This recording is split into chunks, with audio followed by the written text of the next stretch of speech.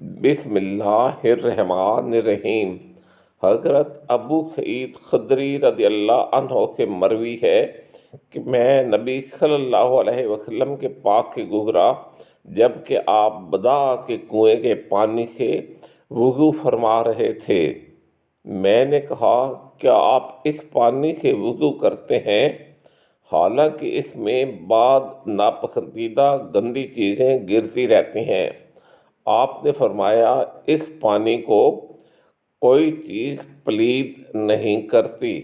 حضرت ابن عمر رضی اللہ عنہ سے مروی ہے کہ اللہ کے رسول صلی اللہ علیہ وآلہ وسلم سے اس پانی کے بارے میں پوچھا گیا جس میں جانور اور خصوصاً درندے پینے کے لیے آتے جاتے رہتے ہیں۔ آپ نے فرمایا، جب پانی 2 مٹکے ہو تو وہ پلید نہیں ہوتا۔